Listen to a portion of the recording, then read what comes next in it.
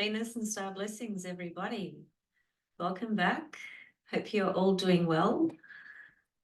Today I want to talk about quite a few different things, and I will be jumping around from a few different systems. So bear with me and understand that there are different ways of looking at things, and one does not discount the other. You know, I've been studying and practicing astrology for 25 years. And through that journey, I have obviously learned so much. I have grown as a soul, as a person, and in my practice as well. And because I'm quite an eclectic astrologer and individual, I'm very blessed from the point of view of being able to embrace various tools, techniques, models, perspectives, teachings, and so forth. And I have a pretty good feel for astrology, but for understanding that it's okay to explore something in this manner, and it's equally okay to look through the same thing from a different lens as well. And I can understand how both work and both are valid. And so through the years, especially in the last probably 4 years or so, my approach is expanding in different directions as well. And primarily through exploring Venus, through the ancient teachings, and also just paying more attention to the constellations, you know, the sky, Babylonian astrology, which is the root, the mother of where this cosmic infinite science, mother of all sciences, astrology actually is born from. So today I'm going to talk a little bit about the solar eclipse. I want to talk a little bit about Venus because she will be approaching her invisibility period pretty soon. I mentioned that actually on a post, and the date that I mentioned for the Northern Hemisphere for America, I need to correct that date because I've just had another look. So I'll get to that in a moment. And also I want to talk a little bit about Mercury Retrograde and the eclipse being conjunct Chiron, and also the Mars-Saturn conjunction occurring just a day or so after the actual solar eclipse.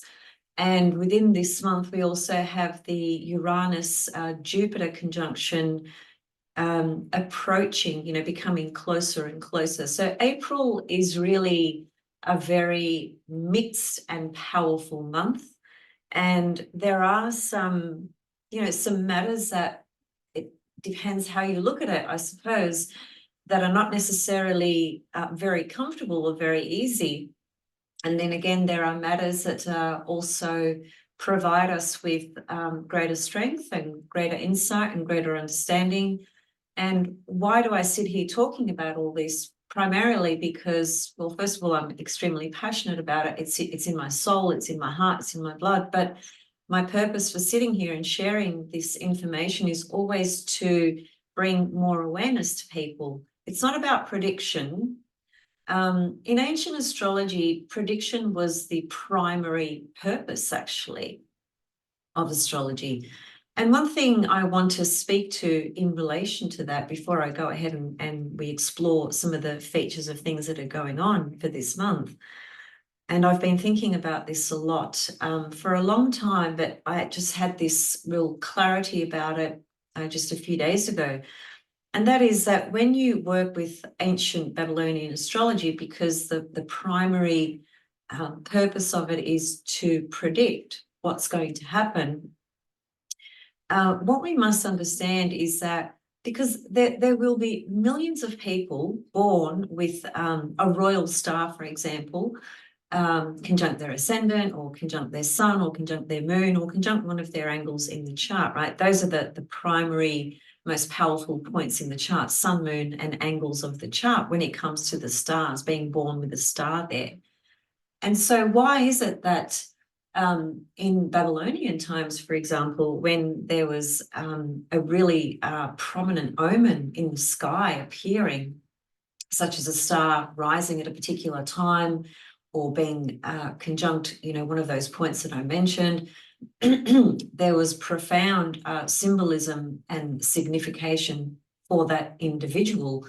And the fact is that in those times, the people that had access to astrologers, which were priests, were people of power and authority and royalty. It was the empires and the kings and the leaders. It wasn't the average person selling fruit in the market, So I think it's important to remember that, because it shows us that with all the millions of people that are born with Regulus conjunct their sun, for example, or something like that, they're not rich and famous, for instance. They're not this almighty, powerful individual, as it were, in the world that has this tremendous impact over a nation or a country or, groups of people, right? That's a fact. We don't need to question that. That is obvious. So it just seems to be that there's still so much of a mystery involved in the infinite cosmic energies, the language, God's language, goddess language of the stars. There's so much that we still don't understand, and I bring this up because I've noticed that there's, some upcoming astrologers that work with Babylonian astrology, for instance, and they're very, very passionate, and some of them seem to understand it quite well. But to bring that forth and to tell people that if you come to me and I read your chart from a Babylonian perspective, I'll be able to predict your fortune and tell you whether you're going to be, famous and things like that. I don't think that that's the way to go about it, because the reality is most people are not going to be famous. Most people are not going to be leaders, as it were, So we just need to understand that there is an evolutionary process going on with every single soul. And even though we may have a royal star conjunct one of our angles or our sun or moon, that will have an influence for sure. But is it going to have the influence of all the hype that is attached to the predictive component of ancient astrology? In most cases, it's not. And I think it's very misleading to give that information to people and misinform them. So my approach is more, a bit more realistic, I think, and certainly more eclectic, and also just understanding that there is a soul that is guiding this whole process, and that is you, the soul that is you. There is your soul imprint, your divine soul imprint. There's your guardian daemon that sits by your shoulder, as it were, that you signed a contract with before you actually incarnated. There's so many reasons as to why things happen in the way that they do. Sometimes the astrology can be very, very literal. It is a fact that it is reflected in terms of as above, so below, as within, so without, as the soul, so the universe, as Hermes Trismegistus actually said a very long time ago. But that does not mean necessarily that if you have these,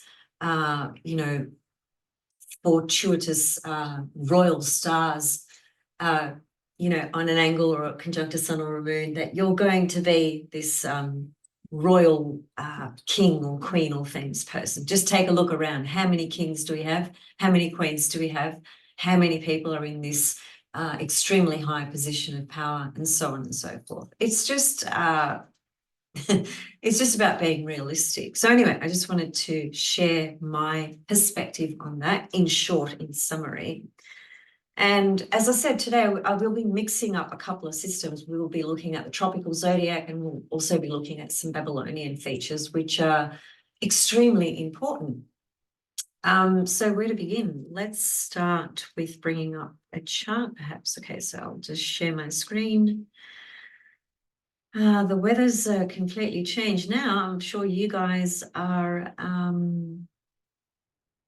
enjoying spring up there in the Northern Hemisphere. And so lucky you guys, we are going into winter here, but it's not quite winter yet, it's just autumn.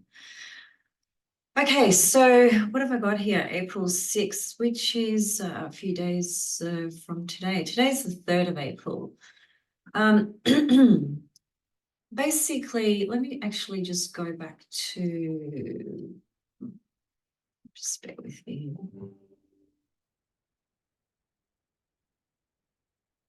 Yeah, so let's start here. Okay, so this is the sky at the moment from the point of view of the tropical zodiac, okay? So the sun's at 13 Aries, approaching a conjunction to the North Node. We've had Chiron North Node conjunction for some time now. Chiron is huge at the present moment.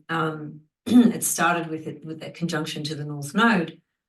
And the sun climbing up through Aries, which when it gets to about 19 degrees, which is where the solar eclipse occurs, will be a solar eclipse with an exact conjunction to Chiron. And actually, let me just show you the chart for that. So this chart is based in Melbourne, Australia. So never mind where you see everything placed in this chart, because it's going to look different based on your location. However, here is the triple conjunction right here with the sun, moon, Chiron, of course, the North Node. It's a total solar eclipse. It's not going to be visible everywhere in the world. It's going to be visible in Mexico, Canada, and certain parts of the USA. Now, one thing that is said and understood from ancient astrology is that where the eclipse is actually visible, that is the part of the earth where it will hold its most power. That's not to say that it's not going to be significant for the rest of us, wherever we are located and we're not able to see it.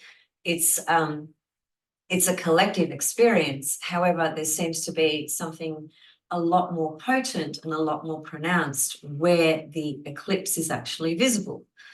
Now, there's a school of people that are eclipse chasers, that follow these. That's what they do their whole life. They chase these eclipses and they photograph them and so forth. There's very divided perspectives on whether one should visually observe the eclipse or whether one shouldn't. Now, the non-astrologers, very left-brain scientific people, which are largely the group of people that are eclipse chasers, they don't seem to have the insight or understanding from a spiritual perspective, and they wouldn't even take that into consideration. So they would watch the entire eclipse.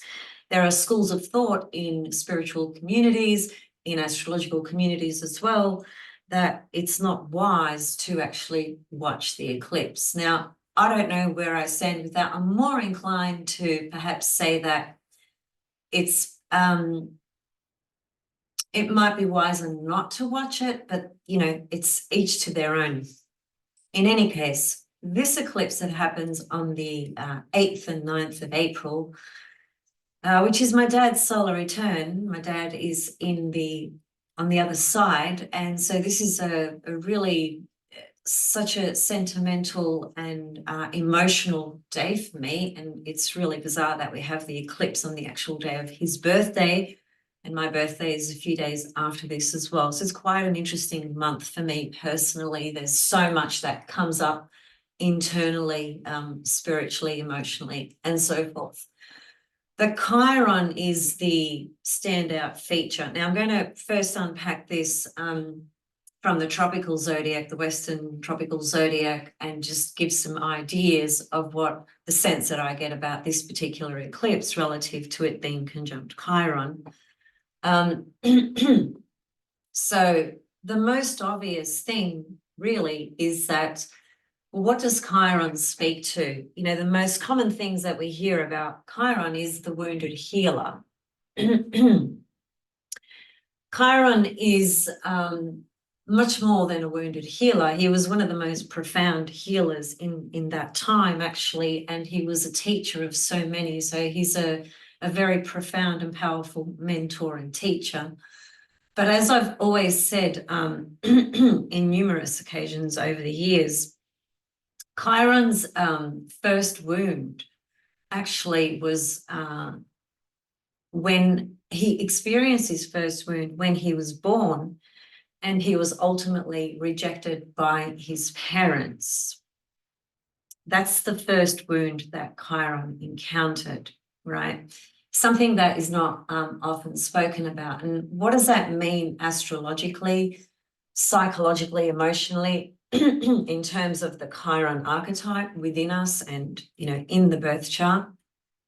It basically speaks to a fear of rejection that each of us have. So wherever Chiron is placed in your natal chart, there's a psychology there that could be quite deep and quite unconscious that speaks to a fear of where we may not be seen, where we may not be received, and where we fear of being rejected. So for example, if you had Chiron in your 10th house, a very simple analogy of that would be the fear of becoming public with your professional identity, the fear of not being accepted in the path that you are trying to cultivate, or the difficulty in trying to cultivate your path, not knowing exactly which path to take. It's quite difficult having Chiron in the 10th house.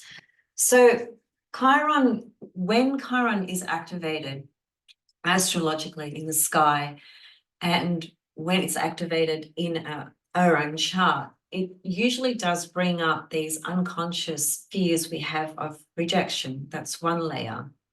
The other layer, of course, is the opportunity to work through some of those deeper fears and deeper wounds that we have held and closed ourselves off to as well. So to access the Chiron energy in a holistic way, in an authentic and holistic manner, we have to access our vulnerability. We have to access those parts of ourselves that we've hidden, that we've kept tucked away, that we are trying to protect because there's too much pain underneath those fears. So to work with the Chironic energy, to access that portal, we have to allow our vulnerability and our fears to be seen by ourselves or by others that we may be interacting with at that time. So it depends where this solar eclipse occurs in your chart. One other thing as well that's prominent about this solar eclipse is in terms of the Venus star points, the pentagram, the 5 Venus star points on the wheel, and the degrees that they are at this present moment, which is different to what they were when you were born. We have a Capricorn Venus star point on the wheel, which was activated a few years ago, and that was at 18 degrees of Capricorn. That is a star on the wheel. Even though it's not active at the moment, it's still on that wheel. So if you look at the degrees of this eclipse, it's 19. So 19 degrees of Aries forms a square to 18 degrees of Capricorn, right? So this particular solar eclipse is conjunct Chiron, but it's also squaring that Capricorn star point as well. The Chiron, I think, given this is all happening in Aries, and let me backtrack a little bit before I speak more to Chiron. Aries, of course, is ruled by Mars, the god of war, and a planet that in ancient astrology is classed to be a malefic planet. Aries is the sign that also corresponds to the warrior, conflict, and war as well. So it's obvious that there are some features here from this particular solar eclipse that are going to speak to matters that do relate to war and conflict. And there is war and conflict going on. Now, the question remains, is this eclipse going to change that narrative? Is it going to take it into a different direction, or is it going to amplify it and make it worse? Given that the eclipse is ruled by Mars, and given that Mars and Saturn are in a conjunction just over here in Pisces, the two malefics conjunct, the subsequent day after the eclipse, these two become exact. And on the other side over here, I learnt that I've been following this comet, tracking its appearance, because I follow this astrophotographer on Instagram that has been photographing this comet. Now, this comet is called the Devil's Comet.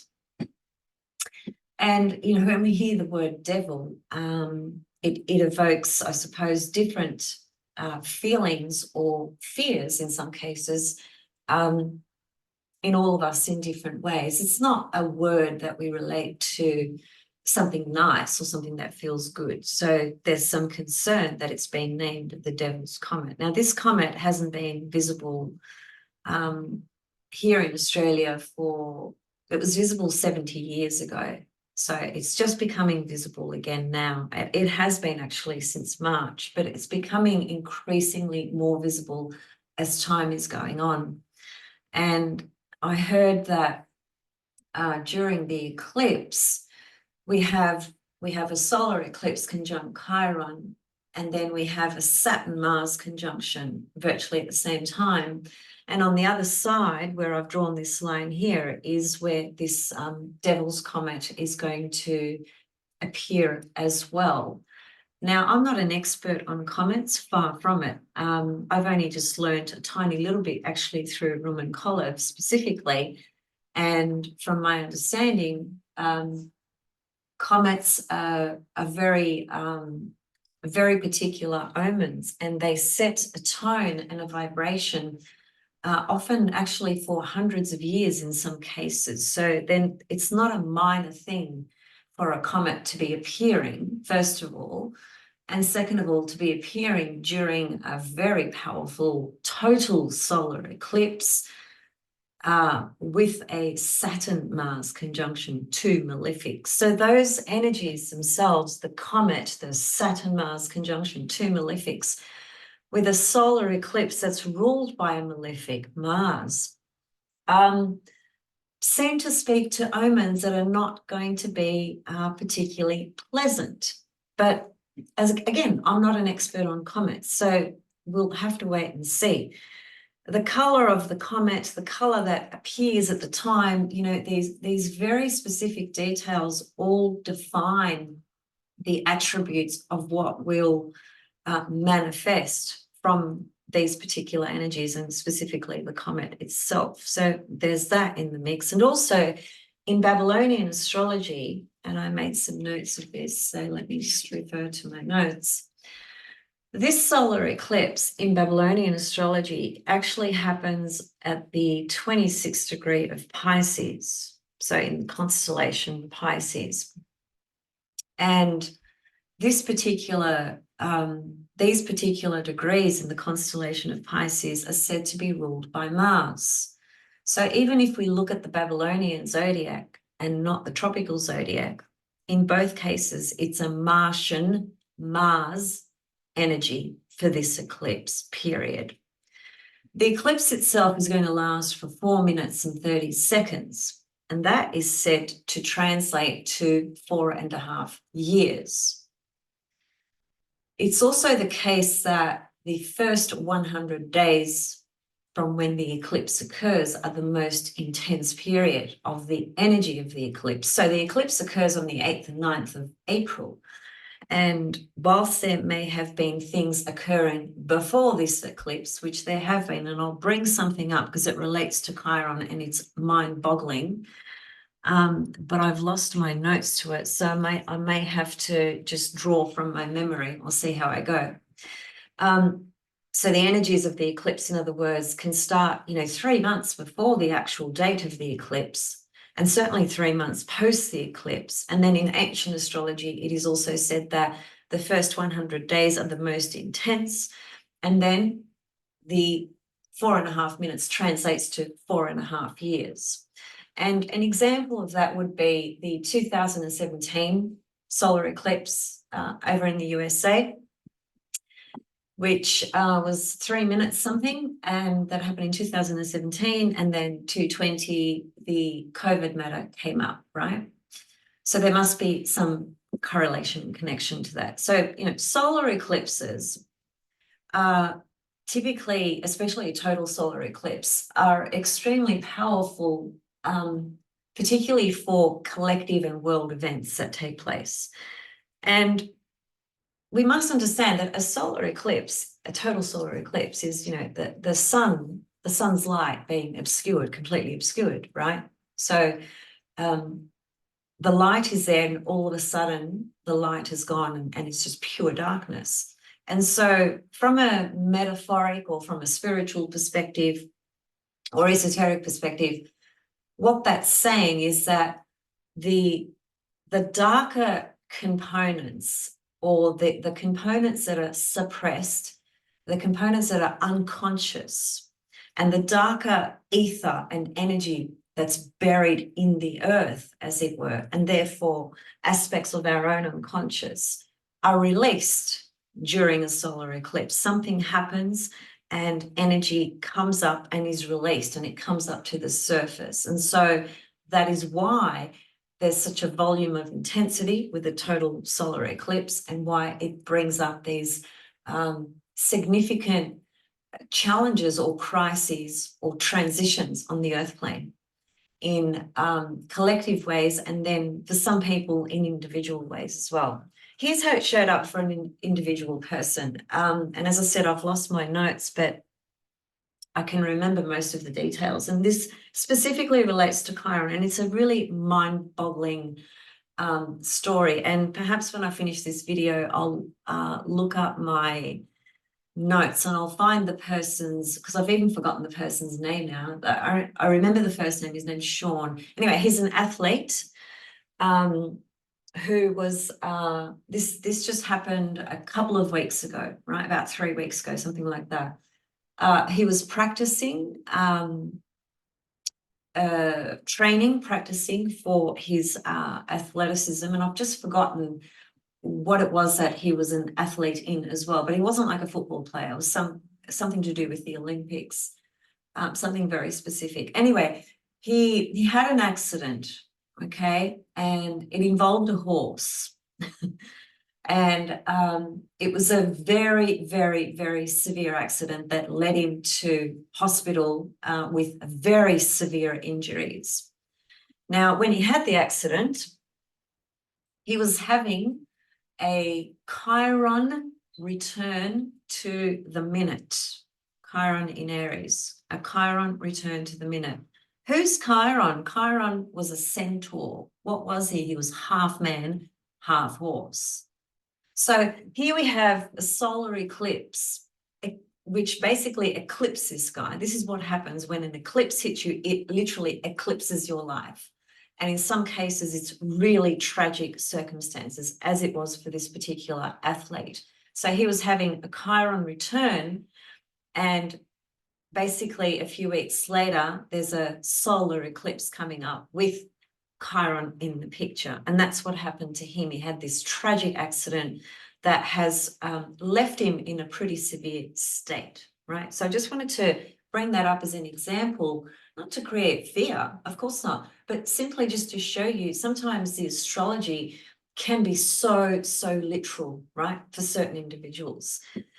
So Chiron conjunct this solar eclipse. I think, from a collective perspective in the tropical zodiac, I think it's really emphasizing a lot of the deep wounds and pain that everyone has been feeling in one way or another, whether that's on a personal level with our own personal journey, and or whether it's connected to the sheer misery and suffering and loss and pain that's happening over there in the Middle East as well, and the inability for so many people to be able to do something, or to be feeling helpless about those situations. I think it's certainly going to flare up a lot of that stuff as well. But I guess we everyone has a different stance and a different position, on those matters, and that's, each to their own. So I'll try and just stick to the personal component of this particular eclipse. Because, like I said a moment ago, eclipses bring up things that are hidden, buried in the unconscious, subconscious, buried in the earth. So there's the collective aspect of it where things rise to be seen, things that have been buried for a long time. When we translate that to our own personal self, then this could bring up our own hidden stuff, hidden pains or very deep wounds that we have not been able to face or cope with, or are just completely unconscious of as well. So in a more holistic manner, this can be an opportunity for something very deep to rise from within us, that we can become our own Chiron healer towards. It's a process, though, but I guess the point being that the eclipse is going to be the activator to show it to us, to show it to you, to bring it to your attention, right? But just keep in mind, because eclipses, total solar eclipses, they have this energy that can, be open and active for such a long time. As I said, first 100 days, super intense.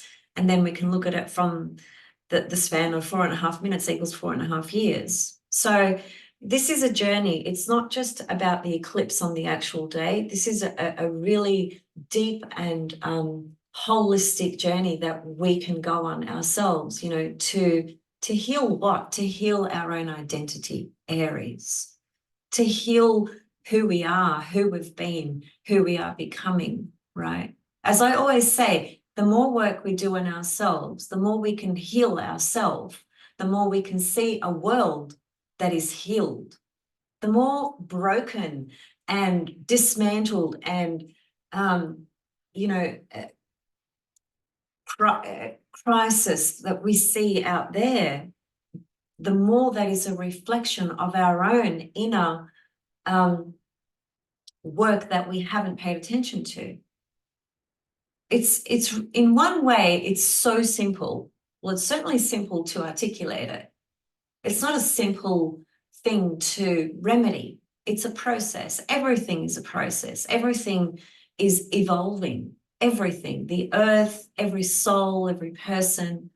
But when we get these, really spectacular alignments, that the energy is it's pulsating, right? There's this very deep instinctual vibe and energy coming through this as well, because it's Aries, and Aries rules our instincts. It's that urge to emerge, as it were. And of course Aries does speak to new beginnings as well, but perhaps this is a new beginning from the point of view of it is enabling all of us to embark on a very conscious and holistic journey of what we can really holistically and authentically and deliberately start healing in our life, in ourself. And that's the new chapter of it, if you like, and the part that comes from the past, if you like, or underneath in the unconscious parts. The eclipse brings that up, right? So you see, it is crisis in Chinese means opportunity. So it's a crisis for an opportunity, right? An opportunity for us to basically to work on our stuff, to heal ourselves.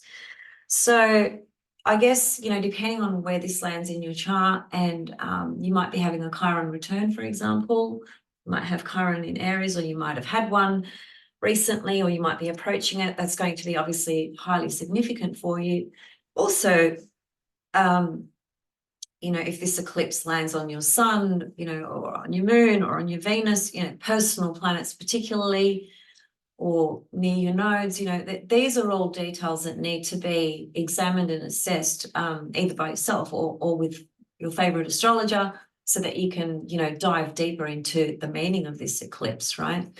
Because the effect of it is not just on the 8th and 9th of April. So collectively, I think there's going to be some challenging things that come through this, but and the challenging things are, as I said, because it is Aries, it is ruled by Mars. There's a Mars-Saturn conjunction, the two malefics in Pisces. There's some hidden element with these energies in Pisces. There's some matters that are not clear, but they obviously they will start to become clear when Mars leaves Pisces and gets into Aries, which will be towards the end of the month, I think, sometime. But yeah, there is something very karmic also being played out here, something that's finishing and completing as well, because finishing and completing in one way, but also starting in another way, because the Mars-Saturn conjunction is going to be a new phase conjunction. It's a new cycle, but it's starting in Pisces. So there's something about closure and surrender that's also active in this. But in terms of planets and symbolism from a traditional perspective, these are two malefics. The two malefics are difficult energies. They're difficult planets. It's not a walk in the park. There's a difficulty implied here just by this conjunction. You know, Mars and Saturn are two very opposing energies in their archetypal expression. One is about restriction, restraint, Saturn, and one is about action and desire and instincts and not being chained or blocked or stopped by anything or anyone and doing exactly what he wants. So Mars is being restrained and pulled back here. So there's a tension implied from that perspective. And they are the two malefics, and two malefics, you know, are not necessarily going to bring chocolates and roses. They're going to bring some hard lessons, right? So in this picture, we also have Mercury retrograde, and Mercury is in Aries, in the sign that the eclipse is in. So Mars rules Mercury in Aries. Mars rules this eclipse. I think, you know, this year Mercury is going to go retrograde in the fire triad, the three fire signs. This is the first one in Aries, and it will be Leo, and then it will be Sagittarius later towards the end of the year. So this year is really highlighted very strongly by Hermes, Mercury, because Mercury has an evening star journey, and it also has a morning star journey. And the fire signs activated this year by Mercury in the retrograde process can be very, very inspiring, because fire signs, all fire signs, correspond to inspiration. Inspiration literally means being in spirit. Now, the retrograde process, again, even that can be looked upon in so many different ways, you know, from an evolutionary perspective. And this doesn't stray too far away from the traditional modern perspective. A planet going retrograde often signifies a review, reevaluation process, right? It's a reflective period. It's a time to go within and reassess things. And so what are we reassessing with Mercury?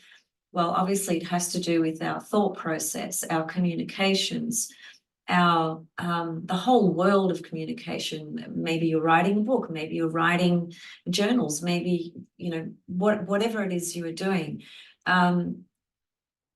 Sometimes you hear people saying when Mercury is retrograde, you shouldn't sign documents, you should be careful about documents, things like that. That can be true, you know, to some extent for certain projects or certain individuals.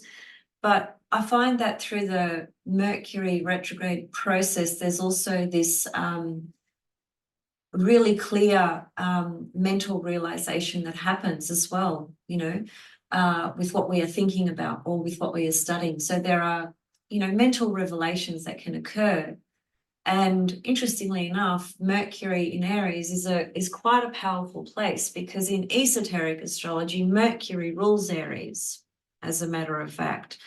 So Mercury in Aries has this real fire spirit energy, like God's mind. It's a very powerful place, Mercury in Aries, actually.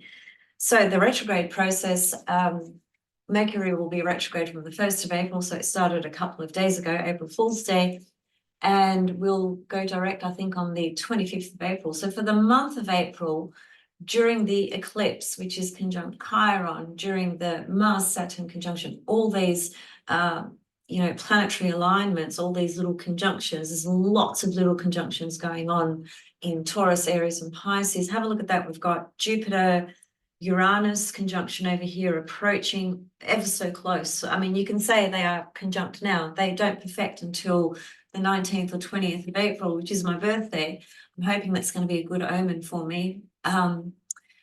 For home situations, actually, because home situations have been very, very challenging for me personally since Uranus went into my 4th house, which was quite a few years ago, and it hasn't stopped.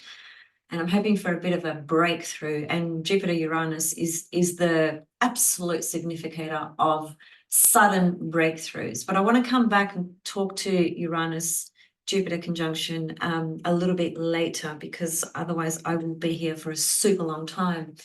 But just in terms of the energy of this month, we have the Jupiter-Uranus, and we have all these planets in Aries, the solar eclipse in Aries conjunct Chiron, exactly. Mars-Saturn conjunction in Pisces. We have, before the eclipse, actually today being the 3rd of April for me, 2nd of April for you guys, there's a Venus Neptune conjunction in Pisces on the 27th degree. I just wrote a post about that on Facebook this morning and on Instagram.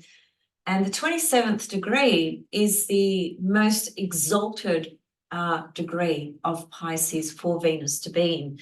So planets can have an exaltation position in terms of essential dignities and abilities, and the 27th degree is the most exalted degree for Venus in Pisces to be in. So Neptune's at 27, Venus is at 27 before this eclipse, okay, which is today, meaning the 2nd/3rd of April. So that's a small window, small portal of energy, but it is beautiful, and it can also be very, very painful because Neptune, let me just read to you what I wrote, actually, might just make it a little bit quicker, perhaps. Just made a few comments. Let me just find them. So her Venus at 27 degrees, that's her most exalted degree in Pisces. So, you have planets in exaltation, which means they are very dignified planets. They excel. They can accomplish, achieve. They are they're highly ranked. And this is a benefic. We're talking about Venus is a benefic. Jupiter is a benefic. Mars and Saturn are the malefics. So Venus being a benefic at her most exalted degree, conjunct Neptune, one of her rulers, her other ruler, of course, is Jupiter, which is conjunct Uranus, sudden, unexpected breakthroughs, opportunities. So let me see. Venus in Pisces in her most exalted degree is literally so pure for our spiritual life. The realization that can occur and the deep integration from the mystical side of Pisces is very, very real. The truth, however, is most people get caught up in the glamour and material level of these energies, which is understandable. We live in a material plane, but if we can get that balance, I think we are much better placed. And I say here, as long as you're clear on what you are receiving and what you are giving, because Venus corresponds to what you give and what you receive. And Neptune can blur those lines, can blur what you are seeing. But if you can have some clarity by being grounded, then, there can be a really blissful moment through this passage. And particularly if you are embracing this from a spiritual perspective, because Neptune is spirit. It's the ultimate source of truth and spirit. And Venus is the goddess of divine love as well, in her highest and purest form. She has all these complex layers to her. Venus is so multidimensional. It's unbelievable what you can extract out of this particular divinity, which I'll go to in a minute because I want to talk about Venus becoming invisible. But I just wanted to highlight that, you know, the deeper teaching in terms of Venus in Pisces is the mystery of the goddess being in this nocturnal sign. Venus is a nocturnal planet, and she's in a nocturnal sign in her conjunction in Pisces with Neptune. So she's really dignified from that perspective. And the nocturnal planets, which are Moon, Mars, Venus, really bring to us the mysteries of the night, the mysteries of the unseen. We see different things during the day and we see different things during the night. And during the night, we sense this whole other dimension, don't we? It's a very different experience day to night. And so Venus in Pisces really extracts from that level. She goes very deep. Nocturnal planet, nocturnal sign, her most exalted degree, conjunct spirit, Neptune. So there's a lot to be embodied and embraced if you are to tune into this energy from that perspective. Just feel into it and see what the mystical Pisces energy can bring forth. The downside is when we project this onto somebody or something and we just project this ideal, and the ideal doesn't exist. So what's the result? The result is the inevitable disappointment, which can be really, really painful, because it can be a really deep, deep love, for example, or it feels like a deep love, just as a way of example, that you project onto another person that you're totally infatuated with. You're totally, you know, smitten by, and they are the god for you, the goddess. And then when this passage passes and you see them for who they are, you are left disappointed primarily because you had these expectations that could never be met by this individual. That's just one example. So that's present as I speak, really, actually. Okay, so let me see, what else did I want to talk about?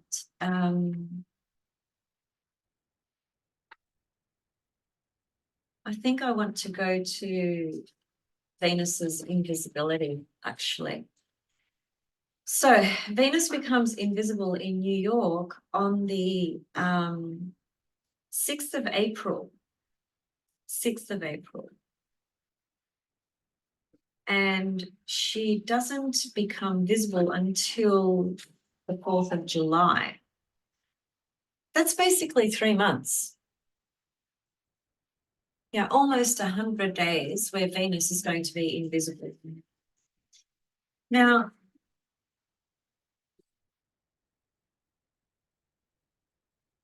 some of you may not be aware, but when Venus goes invisible, this has tremendous significance in ancient astrology, tremendous significance.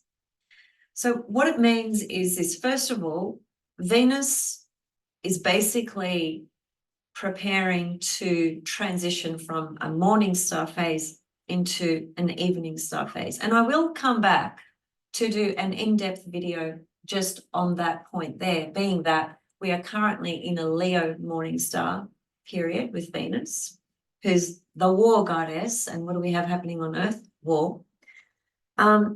She will transition into a Gemini evening star in June of this year, which is not far away at all. And so because she's coming close to the month of June, as it were, she starts to become invisible at some point. And it just so happens to be the 6th of April, Northern Hemisphere, New York City. Now, this disappearance and appearance varies based on one's latitude. And the only program that I know that calculates this invisibility and visibility is Uman's program, which I'm fortunate enough to have because of a beautiful soul who gifted me his program. And if you are listening, much love and blessings to you. You know exactly who you are. So I want to show you in Women's program. Okay, so let me just go back to what I was saying. There's going to be a Sun-Venus conjunction, in other words, okay, in June. That Sun-Venus conjunction is going to occur in Gemini. That is going to be Venus transitioning from her morning star phase, which she's been in the last, at that point, it will be about 9-point-something months. And she will transition into her evening star phase. And that's what she does consecutively every 9-point-something months, right? Without fail. That pattern does not change. So before she forms a conjunction to the sun, she becomes invisible. So what does that mean? Well, literally, she's not visible in the sky anymore from that astronomical perspective, from our observation. Now, what does that mean astrologically or spiritually? It means a lot. It means that she is going into the underworld. And when she goes into the underworld, she has this very specific journey, which I could talk about for hours. And she becomes these other deities, such as Ereshkigal, Persephone. There are some others. Let me just, actually, what I'll do is I'll show you that in a moment, but let me just explain what's going on here. So this is Rumen Kolev's program. This is a chart, and this is a 3-dimensional chart because we see the sky as it looks in any moment. Now, this is the 6th of April, 2024, okay? And if you cast your eyes, let me just grab a tool to make it easier.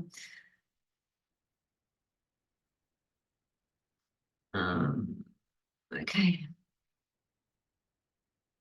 There is Venus right there, okay? And see the color that she is, which is gray. Now, as per this program, when a planet or a symbol is gray, it means it's invisible. You can see Mercury is invisible as well. Mercury, Venus, the rest of them are visible. Okay, so basically Venus went invisible or will go invisible on the 6th of April in New York City. And she will remain invisible in New York until the 4th of July. So let me just show you, and again, as I said, based on latitude, it will be different. But if you live relatively close to New York, you can use this timeline, okay? Okay, so let me just show you now. And this is Rumen's graph. So all credit goes to him. And we've shown this graph on a video that I did with him. So I feel that it's okay to share it again because we have shared it together. And I'm not going to go through all of it anyway, but I just want to show you here. So if you look at this graph, this is the journey of Venus, okay? As she is a morning star on the right-hand side over here, and on the left-hand side, this is her evening star phase. So at this present moment, as we speak, she's somewhere around here, and she's going to become what's called the morning last, meaning the last time she will be seen as a morning star in the sky. When that happens, she then transitions and she goes into this position in here, this shape. What's this shape called? I'm not sure. But the reason I'm pointing this out is because if you look at the exact opposite, can you see how much thinner it is down the bottom? There's a specific reason for that, but I won't go into it now. Anyway, point being, when she goes invisible up here, which is going to happen very soon, she remains invisible for a really long time, basically almost 3 months. And when she goes invisible, she becomes Ereshkigal, she becomes the Gorgon, she becomes, he writes her as Persephone,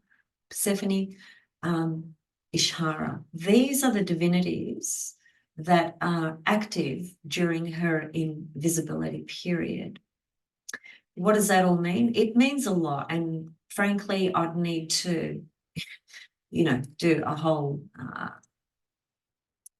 session just on that, which I'm not going to do today. But here's what I perhaps could offer you as a takeaway from why this is significant. In terms of ancient astrology, it is understood when Venus is invisible because she's gone into the underworld. I mean, think about the Gorgon, Medusa. There's a lot to that archetype, and there's a lot to that story and that myth, but basically it is danger.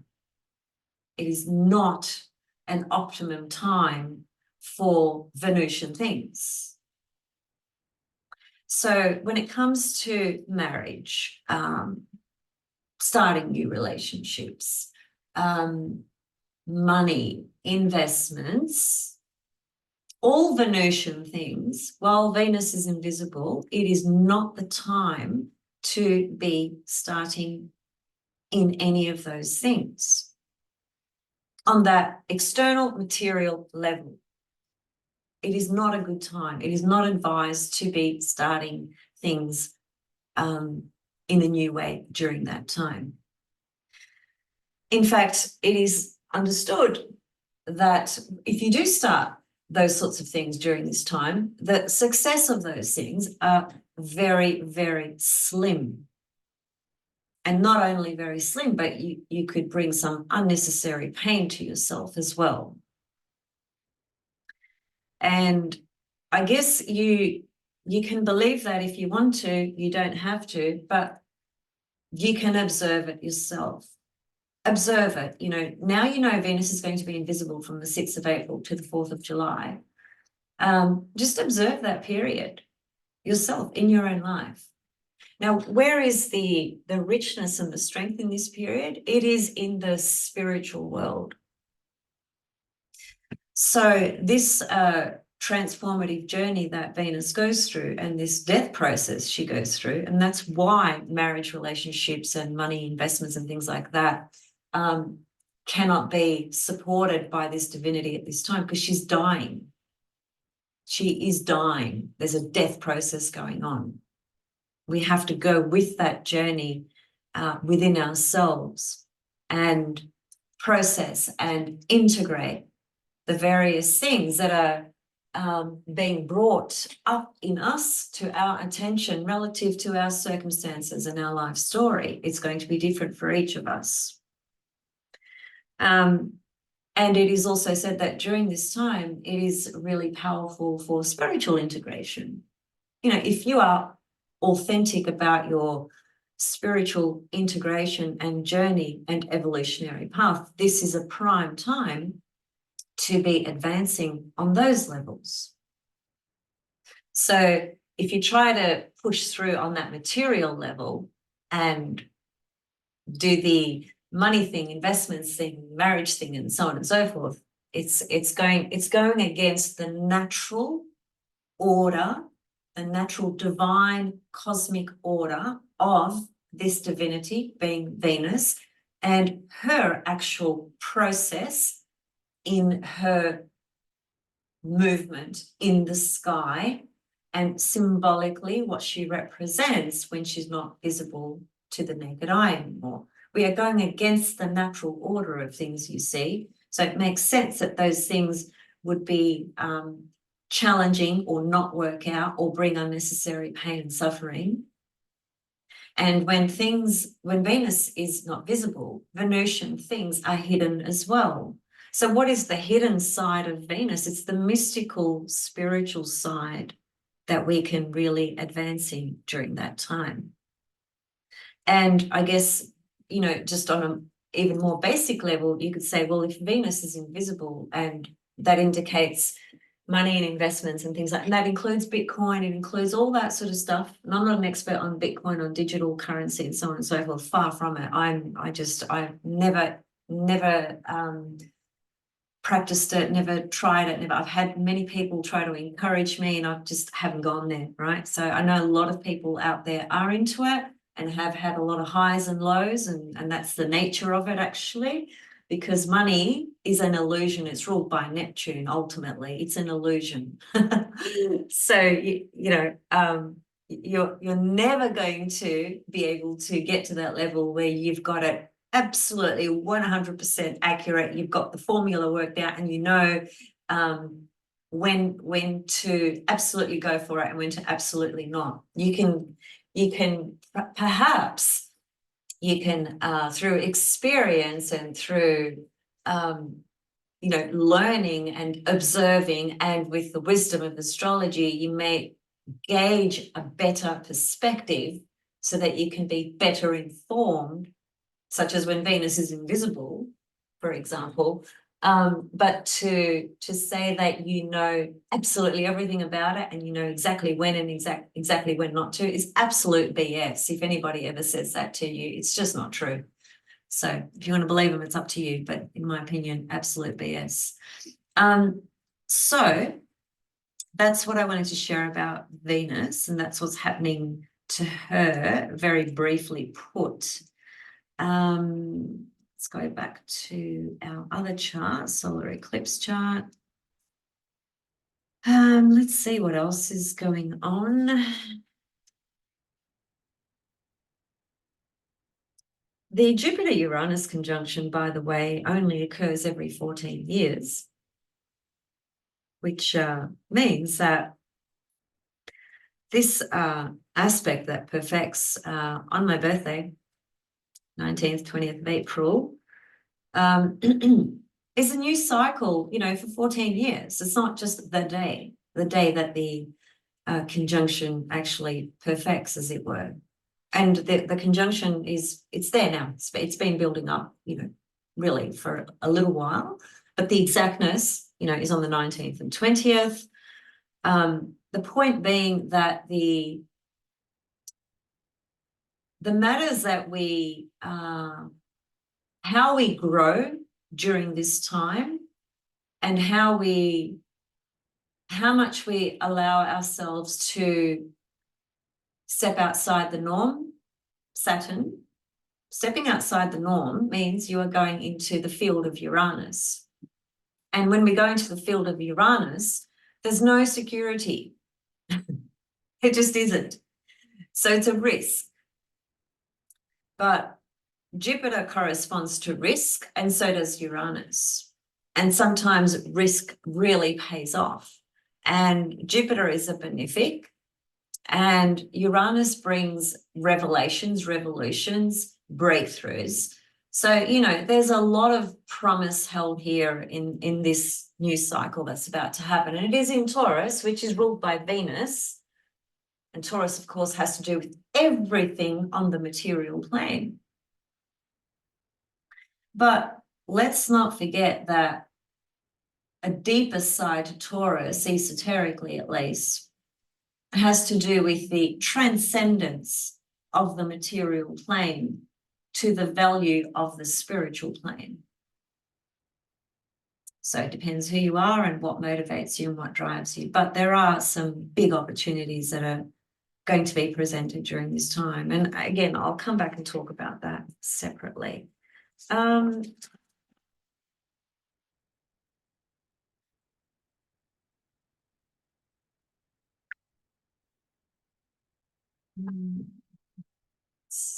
Venus enters Aries on the 5th, 6th of April.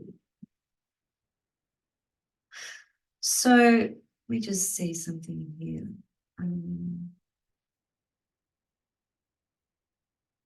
She's there in Aries, and yeah.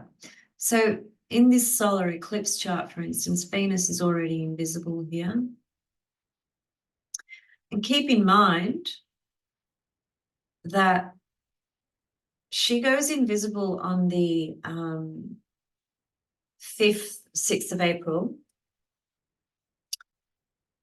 which, as I've just briefly touched on and explained, she will be invisible until the 4th of July, and that is not an optimum time for those Venusian material plane things. It's a time to work with the mystical, the spiritual, the inspired, divine wisdom, that can come through.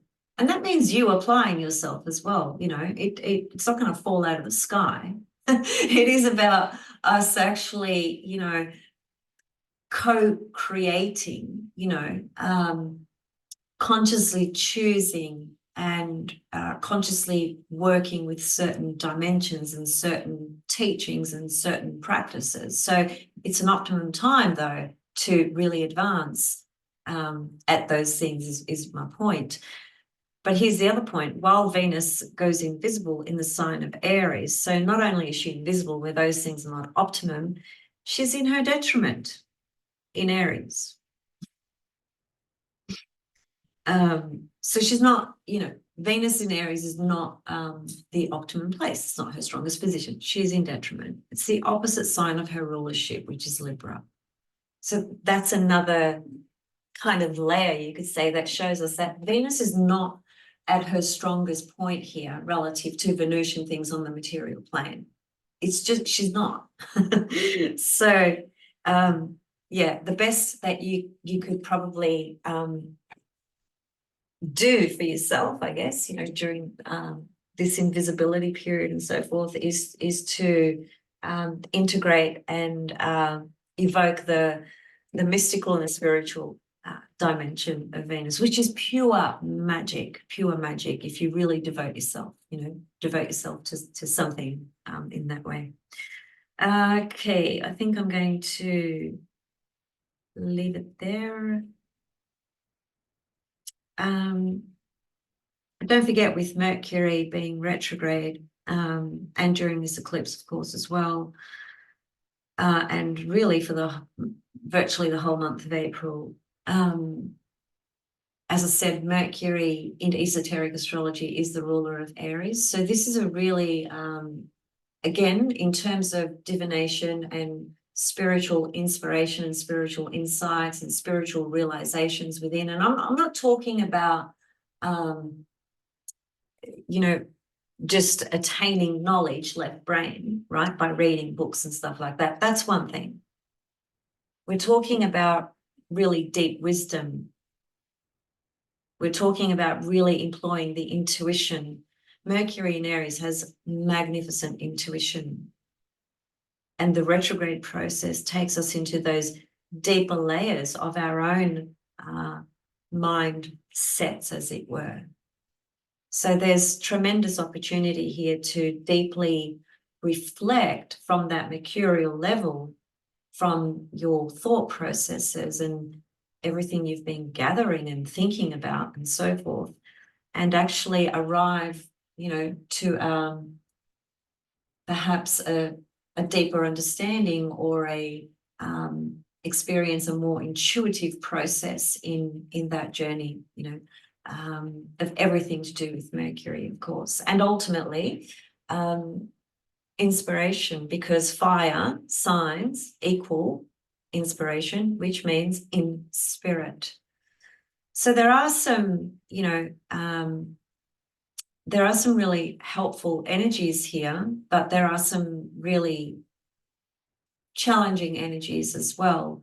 I think, again, it always depends on the individual, your birth chart, where these are activated in your chart, what else is going on.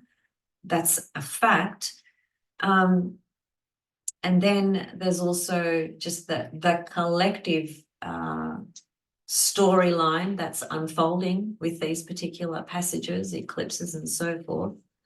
And, you know, a total solar eclipse is not going to necessarily change every single person's life, but there will be something huge that will happen in very specific areas on the earth, and probably a lot more obvious in the areas where the eclipse is going to be seen: Canada, America, Mexico.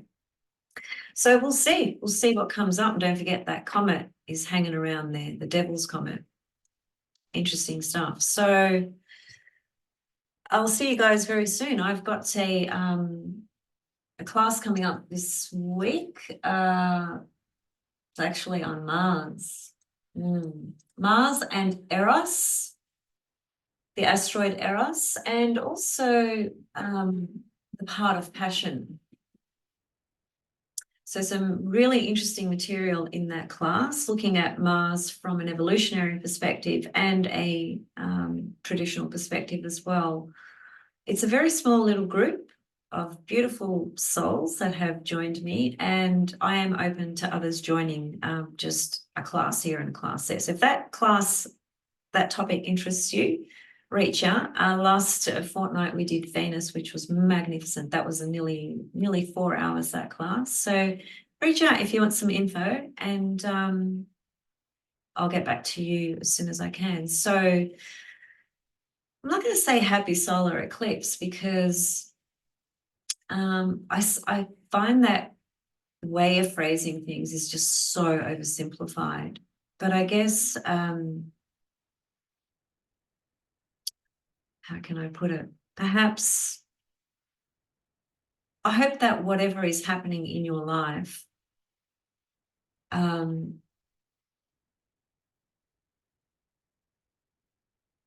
you are able to meet with it with no resistance or little resistance, so that you can be more at peace and more fulfilled with your life journey, whatever that looks like for you. See you soon.